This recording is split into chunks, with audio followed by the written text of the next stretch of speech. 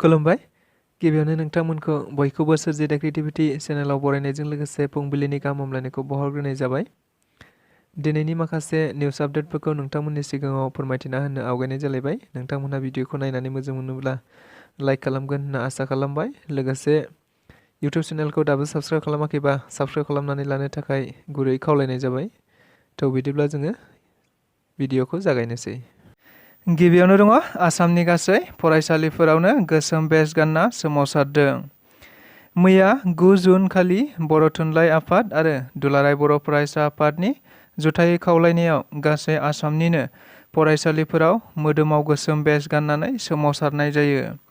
नंगौ, आसाम सरकारा थारैनो थाखो 6 आरो 7 आव बिगियान आरो सानखान्थि आयदाखौ इंराजि बिजों जाबसिनना होनाय जादों, जायनि जाहोनाव बर' बिजोंजों लोगोसे बेबायदिनो गुबुन गुबुन बिजोंफोराबो जोबस्रांलांनो लामा लानायखौ नुनो मोनदों। फारसेथिं आसाम सरकारनि बे थांखिखौनो हेंथा खालामनानै गोबां समाव बायदि हाबाफारिफोर लानानै बाथ्रा बुंबोबाय थानाय जादों। सरकारजों गोबांबार सावरायलायबोबायनायबो जादों। नाथाय आथिखालावबो सरकारा बेफोरखौ जेबो खोमा होनाय जायाखै होनना मिथिनो मोननाय जादों। जायनि थाखायनो दायो आरोबाव बर'फोरा बिजोंनि थाखाय सरकारजों फिन जुजिफिनबावनो गोनां जानानै फैबाय।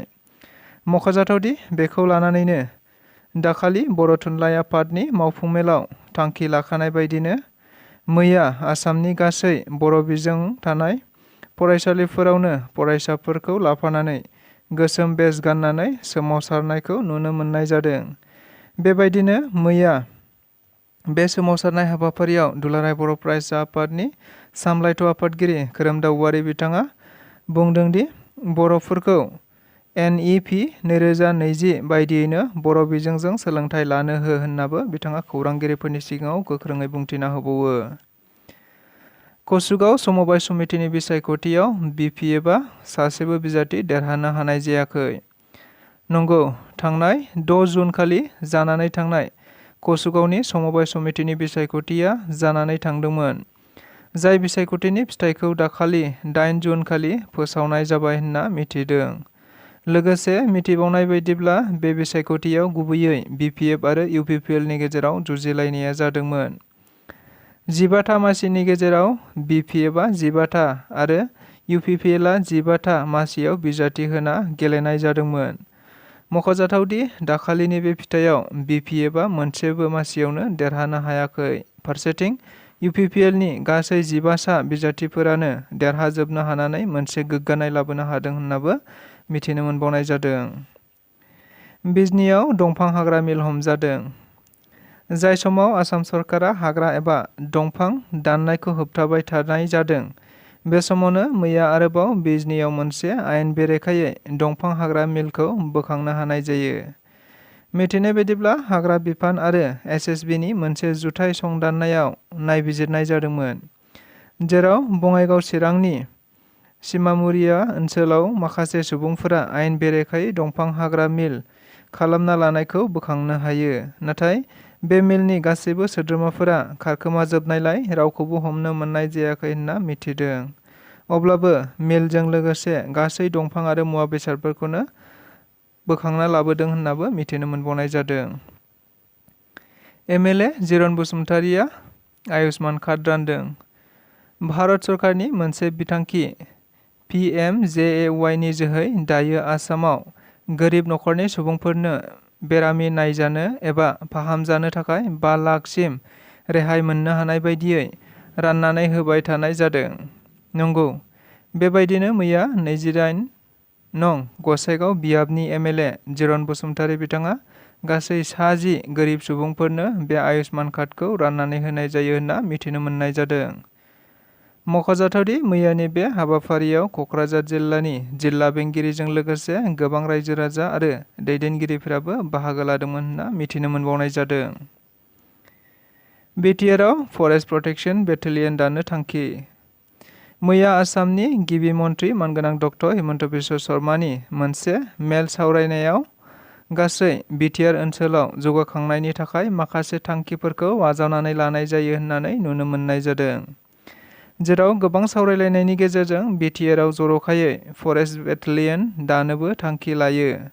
बेनि अनगायैबो सोलोंथाइ आरो लामा जौगाखां आबाद बिफान क'क्राझाराव स्किल इन्डिया इन्टारनेशनेल सेन्टार गायसननो लोगोसे थाबैनो गेजेटेड मासिफोरखौ आबुं खालामनोबो थांखि लानाय जायो होनना मिथिनाय जादों। फारसेथिं बारग' NDFB आरो मुंख्लं नखरफोरनोबो थांना थानो हानायनि बिथांखिखौ लानाय जादों होननाबो मिथिनो मोनबावनाय जादों। मख'जाथावदि मैयानि बे सावरायनाय हाबाफारियाव मन्त्रि रनज पेग, उर्खावगोरा ब्रह्म, BTRनि मावफुं सोद्रोमा प्रमद बर'जों लोगोसे गोबां अफिसार्सफोरखौबो बाहागो लादोंमोन होनना मिथिनो मोननाय जादों। BTR सरकारनिफ्राय दासिमबो जोबथेसालियाव थानाय बारग' NDFBफोरखौ हेफाजाब होआखै आरो दुलाराय बर' फरायसा आफादाबो हेफाजाब होआखै बाथ्राखौ बुंदों बारग' NDFBफोरनि NIA केसजों सोमोन्दो थानाय कर्टनि उकिल कंकन कलिता बिथाङा। नंगौ, BTR गोरोबथाया दासिमाव 3 बोसोर आबुं जाबायब्लाबो माखासे फिसा फिसा बारग' NDFBनि गासै 60 जनसो दाबो जेलावनो दङ। मिथिनाय बायदिब्ला मैया 2025 मायथाइनिफ्राय NDFBफोरनि बायदि केसफोरजों सोमोन्दो थाबोनाय उकिल कंकन कलिता बिथाङा बुंनाय बायदिब्ला आथिखालाव NDFBफोरनि गेदेर गेदेर दैदेनगिरिफ्रा जेलनिफ्राय गबायब्लाबो माखासे फिसा फिसा सोद्रोमा बिथांमोनहा दासिमबो 60 सासोआनो जेलनि सिङाव दं, जायफोरनि नखरफोराबो जोबोद गोरिब। बेनि थाखायनो बिथाङा बुंदों दि बैसोरनि थाखायबो सरकारा खामानि मावनांगौ होनना बुङो। फारसेथिं बिथाङा बुंबावनाय बायदिब्ला दिनैसिम सरकारा जेबो रोखोमनि बिसोरखौ बख'नायनि हाबा मावाखै आरो दुलाराय बर' फरायसा आफादनि सोद्रोमाफोराबो सहाय खालामाखै होनना बुंथिबावो बिथां कंकन कलिता बिथाङा।